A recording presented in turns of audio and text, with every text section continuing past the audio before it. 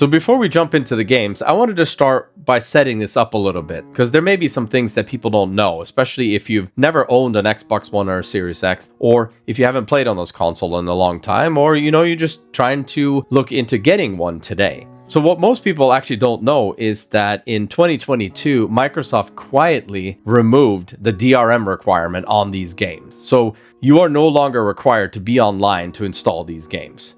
Now, naturally, there are a couple of things you have to do first to set up the console. You still need an account that you have to set up online, and you still need to check into the console and do that first update in a sense. But after that, you're good to go. Like, you can install games offline now. You can play games offline. It's one of the major changes they did, and oddly enough, they did it very quietly. Like I said, they didn't over-announce this, but I definitely recommend that you check out these videos right here by Modern Vintage Gamer. He made a really good video about the DRM and what changed. And also he did some testing, sort of like what we're doing today. So that is a good place to start if you want a proper explanation of the DRM and what changed in 2022. But we still wanted to test out a bunch of games from our collection because we've had them for a long time. And we haven't actually tried if they are available to install and play offline. Now, we know that a lot of you might be using doesitplay.org to check on these things. However, we've noticed that Xbox is pretty neglected on that site. And you have a lot of support when it comes to PlayStation games, but not as many of the Xbox games, especially Xbox One game. And from what we were able to gather, most of the games that we're showing today aren't actually represented on that site. So we thought this would be not just an interesting experience for us, but it's going to be one that we wanted to share with you all too. So we went over to our Xbox One collection, grabbed a few games each, and decided to test a couple of things. First, can you install these games offline? And second, can you launch and actually play these games offline? And third, we looked at the prices to see if these games are even worth picking up physically today. So I'm going to get us started with a classic here, and I think we can consider this a classic at this point. And that's the very first Life is Strange.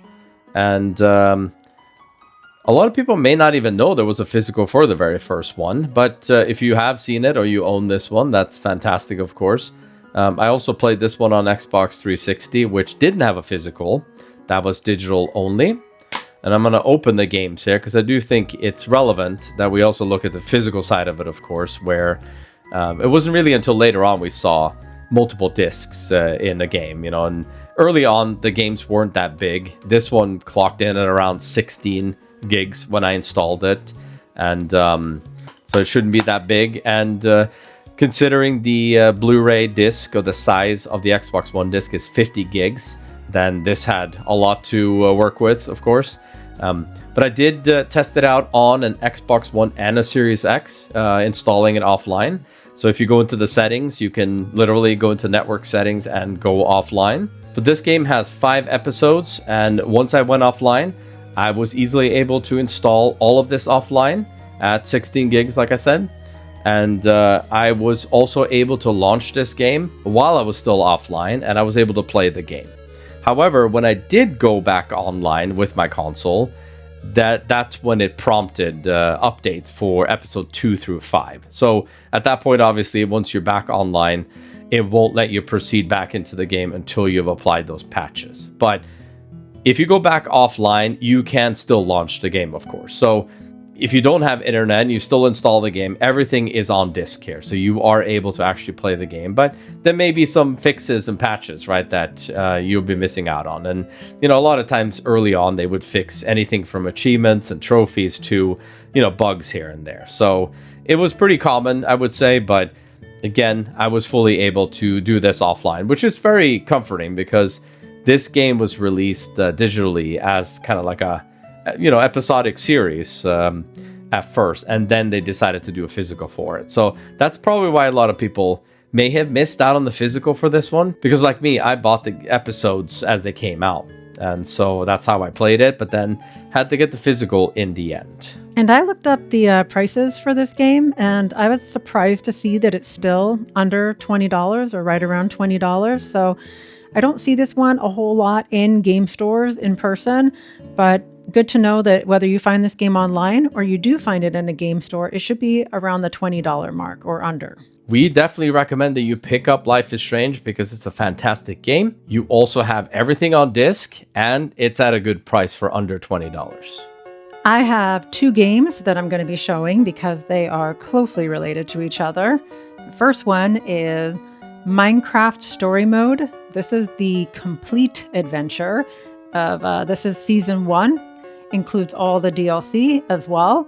And being that it was another one of those episodic games and also having DLC, I was at least very curious to know whether or not it was all going to be on this disc. And surprisingly, it actually was all on disc. This was completely available to download all the episodes and the DLC offline, completely being offline. And I also went in and just tested out some of the episodes to make sure that they would load and play, as normal, as they should. And they all did. So, I mean, that makes me kind of understand why this game has gone up in price so much. We picked this game up for only like $15 years ago.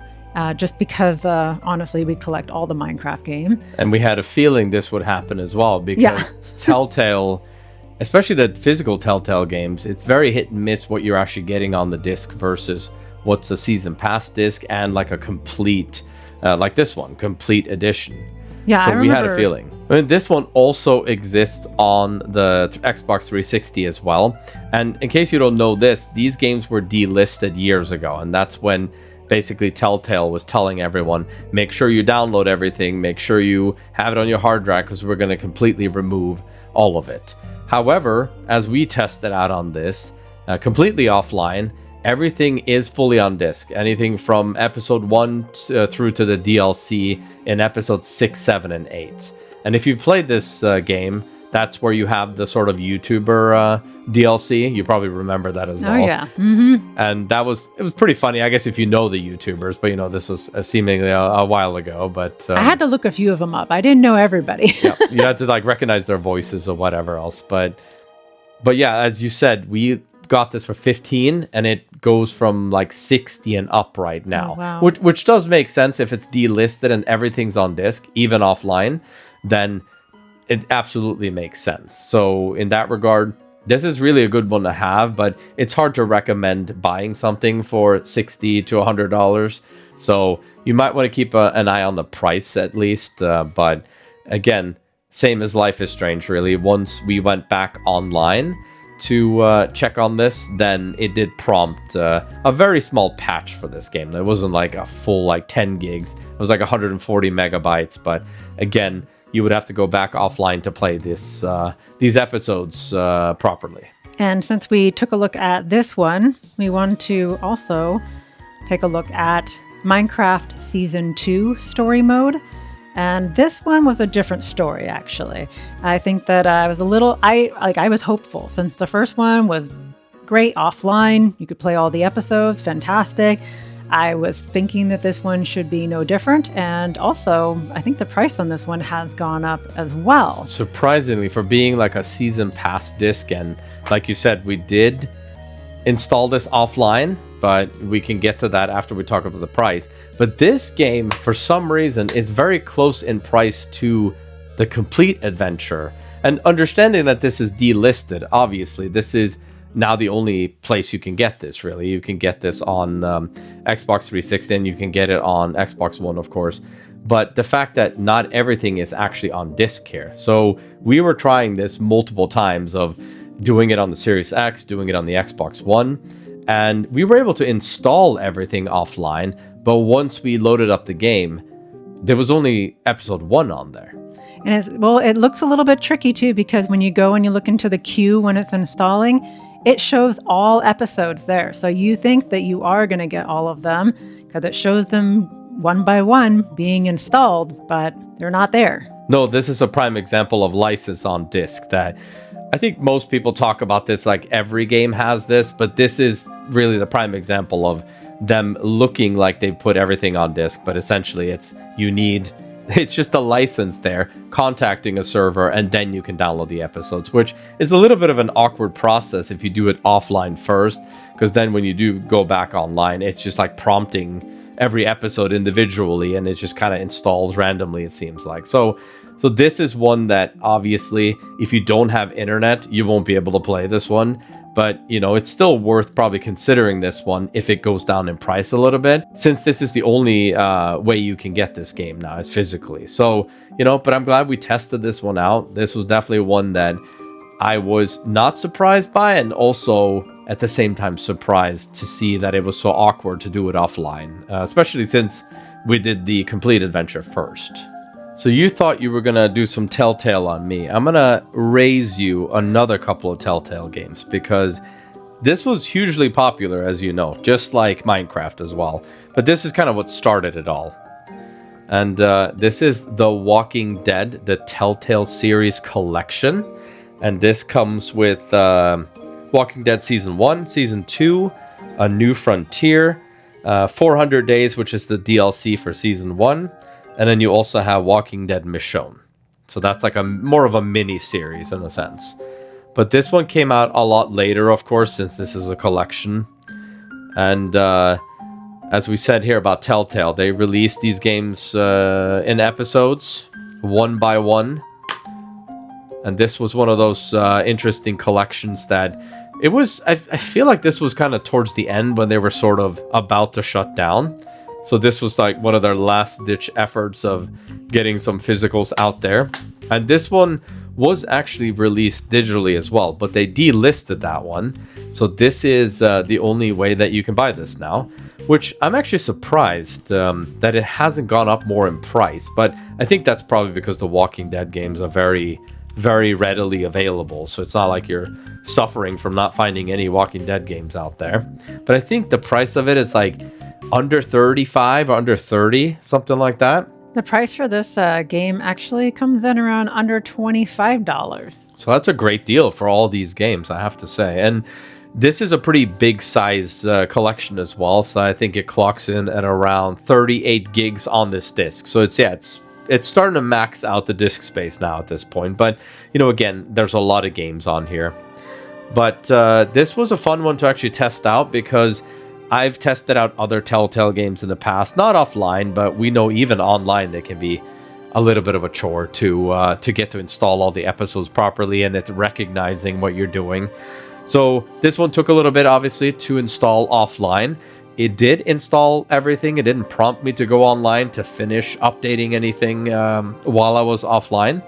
So when you go into the actual collection, you can pick each episode or each series, and then you just launch them individually. So everything was good. No issues launching anything. I even tried like the 400 Days DLC. I tried Michonne. And the interesting thing about Michonne, that was digital only on all platforms. So again, this is one of the ways that you can actually get that one physically. So to me, it's 100% worth having physicals for stuff like this. And especially since everything is playable offline as well. You know, you can play all of this. So once I brought the console back online to check if it did apply an online patch, which seems to be a pattern here. It seems like most games are doing that. But it was a whopping like 33 gigs.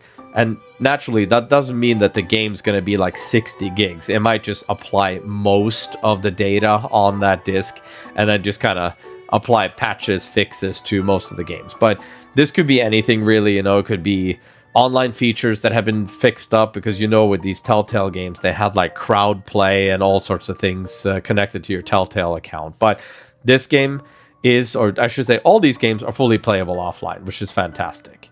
And I think I'm just going to jump into the next one too, because it is also Telltale, and it is also Walking Dead.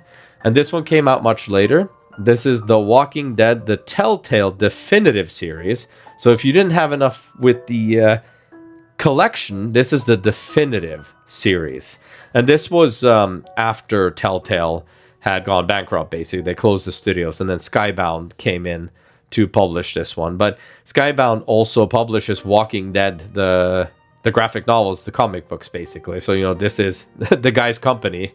So that would make sense. And this collection right here has all 4 seasons. So it has season 1, season 2, A New Frontier, the final season, the 400 DLC for the first game, and then again, The Walking Dead Michonne. So this is probably an upgrade from the previous one, but this one obviously is slightly different. So I just wanted to see a comparison because I'd never installed either of these offline. And naturally, since I hadn't tried any of these offline, you know, I was curious about this one too, because I've had it in our collection for a while now, and it seemed like sort of a pointless release, but it was primarily to get the final season on here, which if you are familiar with Telltale and their story, that one was an episode shorter than most of the other games in the Walking Dead series, because they essentially had like, I don't know if you call it a skeleton crew, or they had like a few people working on just finishing the last season, which,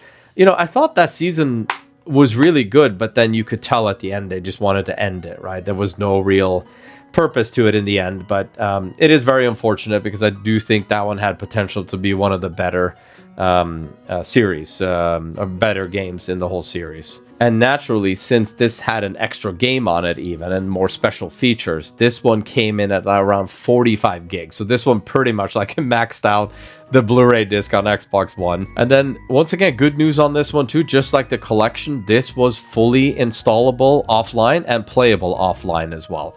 Once I brought the console online, it asked for like a small 400 megabyte patch, which is incredibly small, so it should tell you that you don't really need that patch to play this game.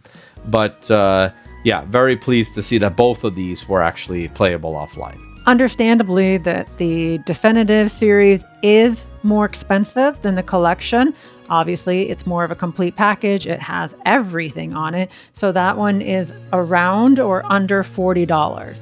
So a little bit more expensive, but if you haven't played the Walking Dead games yet, that's absolutely the way to go. All right, I've got another 2 that I'm showing this time. Different types of games. I'm not doing more Telltale, okay? We're done with Telltale. Yeah, we're done with that, I think, for now, at least. But no, moving on to some RPGs, actually. So here we go, right up my alley. We have Divinity Original Sin. This is the enhanced edition of it. And this is a fantastic game. Played this game a while ago and really enjoyed this one. So yeah, this one did download completely offline. And I did even test playing it out a little bit as well, just to make sure.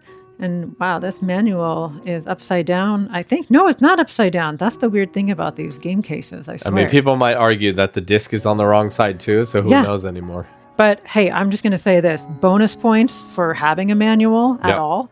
Okay? So this one gets 10 extra points for having a manual. Well, until you get to your last game, then we'll see a manual for sure. A whole set. But no, so this one it downloaded offline. So that was great. We tested it out. And it was a pretty small game too, at about 9.5 gigs. So this one didn't take up a whole lot of space. And I think when they did enhance these versions from PC, they did try to optimize and then make the games a little bit smaller as well, other than just enhancing the graphics and everything else I'm sure you're going to mention. Now, I did not play these on PC, so I did have to look up like what exactly was enhanced about this game, or why the enhanced edition. And for one, obviously it adds the controller support, which I would hope so since it was added to a console. But also it added like fully voice acted, even the NPCs are fully voice acted. I think it said something like 80,000 lines of dialogue. That's insane, but very Larian Studios, so I believe it. And probably like one of my favorite things about this game is the fact that they added co-op. You can do co-op online. You can do it local split screen even. Now, Rumble's not totally into these style of games, but you know I'm going to try to talk him into playing this game co-op with me because I love the Divinity games. I think they're really... Divinity games are like a mix between the very first Baldur's Gate 1 and 2 on the PC and the Baldur's Gate 3 that we're all familiar and love today.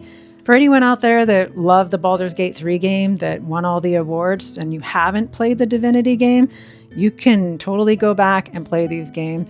Also, I think this one's a pretty reasonable price still as well. I think it comes in at like, what is it, under $25 or? In around, 25 to 30, I would say. And I do recall when you were insisting on us finding the Divinity games, and we were looking at it, and I don't think it was that much cheaper, really. So it stayed at that price for a pretty long time. And as you mentioned, they added the local co-ops with split-screen co-ops. You can play this offline. That's very true. So since you can install it and play it offline, you can also play local split screen, which is a huge bonus in this game. The only thing really, when you do go back online, it does prompt you for like a 10 gig patch. But again, you can still enjoy this offline. And also, I had to check out the second one. And this is Divinity 2 Original Sin Definitive Edition. This one just has all of the DLC from the PC port on it. So this is another just like complete edition of the game. Of course, it has the controller support and all the good stuff in here. So no manual though. Sad. Minus 10 points. I was expecting a manual, but I guess it's not that heavy. Nope, not heavy enough for that. So, but yep, we tried, obviously, as the theme of this video, we downloaded this one offline.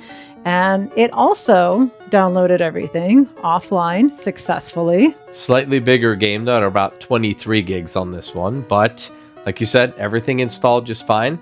And we actually tested this out on both the Xbox One and the Series X. So the main difference really there is this one is actually optimized for Series X. So naturally, if you have a Series X and you go online, it's going to prompt you to upgrade. But if you're on Xbox One and you go online, it's just going to do a small patch. So it's not going to be like anything major, really. So yeah, if you have an Xbox One, you can play this offline. And you can also play it offline on Series X, but you obviously won't be able to get that Series X upgrade on there. And this one is also around the same price as the first Divinity game, just right around $30. So I'd say both those games have stayed pretty consistent and are worth picking up, especially if you are into playing these games offline, if you're into the Baldur's Gate 3 games, or I'd even say compare these to some of the newer Diablo games as well. So, I mean, they're very enjoyable RPGs and just that really in-depth style RPG where you really feel like you have control over the entire story. I have a bit of a mess on this next one here, I'm not going to lie. But it should be fun to talk about it still, because it is still a really enjoyable game. I really liked this one. So I decided to test out King's Quest, the complete collection. And as it says here on the front, includes all 5 chapters and epilogue. But as we'll see here soon, that is a blatant lie. And that's why this is a little bit of a mess. I don't think I paid too much for this one when I bought it, maybe $10 to $15. But as you'll see here, I did test this out offline. And I thought everything was good, similar to Minecraft and some of the other Telltale games. It seemingly installed everything. But as I soon found out, once I installed everything offline and I launched the game, it quickly told me that you don't own episode 5 here. And the epilogue was it looked like it was installed here, but seemingly it was not. So it wasn't really until I went back online. So like I said, it did install fine offline. But when I went online, it promptly told me, do you want to install episode 5 and the epilogue? So for being a complete collection, it is a complete lie. And that's why I think, other than having a physical for the first 4 episodes, which seems kind of pointless, yeah, you have to install episode 5 and the epilogue through digital download, which again, shouldn't really happen. That is, in my opinion, a bit of a travesty that they did this, because shouldn't be a very expensive game to buy. So obviously, if you are online, you get them as included in this disc collection. But it is, yeah, like I said, a blatant lie. It's not a complete collection. It's missing a bunch of stuff. And yeah, so for that reason, you can play this game offline, but it's incomplete. Something that I think I'd heard about in the past, but because I think I own like a digital version of this on both the 360 and the Xbox One, because there were actually 2 different versions that came out on the 360, one digital and one physical. We also have the physical that's exactly like this one on the 360. And then there's both, obviously, the digital and the physical for this on the Xbox One. And it's kind of hard to recommend something like this to a physical collector or even a gamer unless you're going to be fully online. But for offline playability, this doesn't work. So naturally, it's hard to recommend this one, even if it's under, $30 or whatever it is these days. I mean, unless the chapter 5 in the epilogue is over 20 gigs, I'm not understanding why it's not on there, because this one only came in at 31 gigs, Then it's really disappointing that it didn't have those last few. And I don't know what the reason for this was. Maybe they were in a hurry to get this out the door and ship it out before it was even complete. But this was kind of similar to Minecraft Season 2, where it's only partially on there. So a little bit disappointing. And, if you were to buy something like this, you're probably going to have to pay like $20 to $30 for something like this at this point. So, yeah, like I said, a little bit disappointing because I love this game, actually. It's a really fun game. It's voiced by Christopher Lloyd from Back to the Future. So he does a fantastic job as King Graham in here. And it's that sort of classic point-and-click adventure game with more modernized controls. And I used to play a ton of the King's Quest games back in the 90s, and I love those games. I loved pretty much all the Sierra games, to be fair. And I was very happy when they brought this back as a reboot. And so to play the actual game, I highly recommend, but the physical, that's a different story. Yeah. So I was a little bit disappointed by this one, but I'm still glad I tested it out. All right, this next one might seem a little random, but I tried to get about as far away from Telltale style games as I could with this one. So I think I nailed it. Here we go. Mighty Number 9. Now, this one, I was just curious on this one to see if it would all be on disc. And glad to say this one was again. I felt like I kind of had the flop machine on these games, and also trying to see if they did download everything also felt a little bit like a flop machine. And I got a little bit excited when I saw that it worked out. And also don't forget to open this one, because this is easily the heaviest Xbox One game we have. This one's very heavy. And the cool part I think about this game is, it's usually under $10, even if it's brand new. And I'm going to give this one bonus, 30 points at least, 50 points. I know we're not doing points, but I still have fun. Okay, so we have our game add-on download code.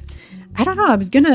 I actually wanted to try this. I don't remember if I put this in yet or not. Maybe not. We bought this used. Yeah. Well, that's when we mentioned the price. We bought this used, and then we went online and we're like, oh, you can get a new one for the same price. We bought this for $10, I think. Yes, we did. So and the new one for $10. We're supporting vintage and used goods. So it also has a poster. Okay. So we have a double-sided poster. We have a little mini art book in here as well. So, this is crazy. How do you fit so much in there? They did a good job on this. This is really cool. And then I swear this is another poster. I was like, how many posters do we get? So yeah, another poster in here. So you can do your entire game room up in posters from just this one $10 game. Steal of a deal. And I don't know. I want, if this digital code, still works today. Sometimes they do, but sometimes they don't. I don't want to squish it, so I'm going to put it back in. Okay. So anyway, got a bunch of physical goodies in here.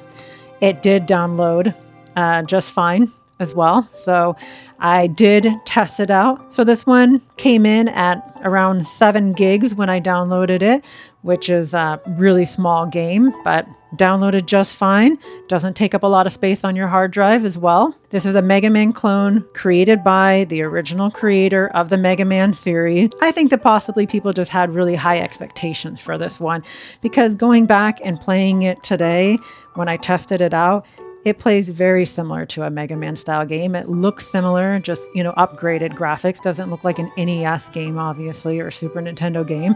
It's not blocky. It looks really good. It's still 2D style. I think this game very much reminded me of a Mega Man style game, and I thought it was still a lot of fun. And I think you're right about the expectations, because we have to remember that we didn't have Mega Man 11 yet. So this was kind of the next big Mega Man game that people were, I think you're right about the Kickstarter. They were helping this game out and trying to get it going, and maybe that's where it didn't quite live up to those expectations. And as we found out as we were researching and testing this game out, this developer also made Recore, which we recently talked about in a different video. So that's also interesting. You had the people behind the old Mega Man games and also Metroid Prime, and they came together to make a Mega Man clone and sort of like a Metroid clone as well. And yeah, I find it fascinating. I think it's seemingly random that we picked this one, but when you presented this game to me, I was like, yeah, let's do this one. We haven't actually talked about Mighty Number 9, and it also came out on the Xbox 360, but no physical there. So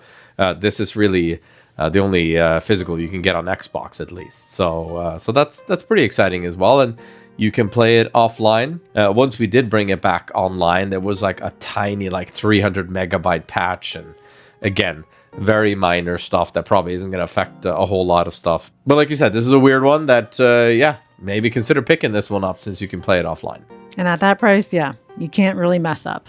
And of course, we're at the last game, and my allergies are flaring up like nobody's business here. But, you know, if you have allergies and you have pollen allergies, it's rough right now. So I apologize if I sound a little bit stuffy, but that's life. You know, you got to make the videos. You got to get stuff out there. We have another game here, and this is The Invisible Hours. And this is a game by Tequila Works, and is published by Game Trust, which is GameStop, essentially, which we remember they published a lot of games. I don't know what time period that was, but let's say 2015 to 2020, you know, they were pretty active on publishing indie games, which also means this one has a smaller print run as well. So it might be worth, just for that reason, checking this game out. And if you are familiar with Tequila Works, they make a lot of different types of games. They're almost like the Spanish equivalent to Don't Nod, I would say, where they make anything from first-person narratives to third-person adventure games, which I'm sure we'll talk about some of the other games they've made in other videos as well, because we really would like to talk about more indie games on Xbox One as well. But Tequila Works is a very good developer. I really enjoy their games. Deadlight is maybe one that you remember from Xbox 360 as well. Here, if I can open this game. So when I pop this in offline, once again, of course, because that's what we're doing in today's episode, I installed this just fine. It was a very small game, I think around maybe 9 or 10 gigs. So a very small indie game, which is great. Again, anytime we install indie games on our hard drive, it just saves a ton of space. Instead of, you know, multiple AAA games, it takes up half of your hard drive already. So this one installed just fine offline, and I launched it offline without any issues. And the good news about this one is I went back online and there were 0 patches for this game, which is incredible, which is First of the video, the last of the video and the first that we encountered. But that's why we did kind of a random assortment of games, because it goes to show that most games did have patches, but the fact that this one didn't have any patches whatsoever made me incredibly happy, because that means that, you know, it doesn't matter if I play it online or offline, because it's the same experience. So kudos to GameStop and to Tequila Works for having a finished product on Xbox One. That's fantastic. You know, it might sound like a joke, but it's very exciting. Like you said, this one is more limited print. I wouldn't say it's extremely cheap, but I think for what it is, it's reasonable. Around under $35 is what you're going to be looking at paying for this game. And that is if you can find this game, this would be another one of those games that would probably be tough to find in person. But either way, whether you're in person or online, you're going to be looking around the $35 mark. And that's exactly why I wanted to pick this up when I saw it, because I knew it wasn't a game that I'd seen very often. And every time I see Game Trust, I'm like, yep, if this is $5 or $10, I'm picking this game up. And it turns out this is a very good game as well. So, like I said, very excited to play more of this one. And, you know, 100% playable offline, no patches. It's a great way to end this video. Well, this was a really fun experiment. We had no idea what we were getting into when we started this whole video out, seeing whether or not these games were installable offline. And I think we were pretty pleased to see that most of them actually were. This made physical collecting seem even more worth it, and we felt like this was going to be a huge value to you guys as well. And by all means, let us know in the comments if you like this type of video and what type of games you want us to test next, because this was really fun to us and we'd love to do it again. Thanks for watching, and then we'll catch you guys next time. Bye!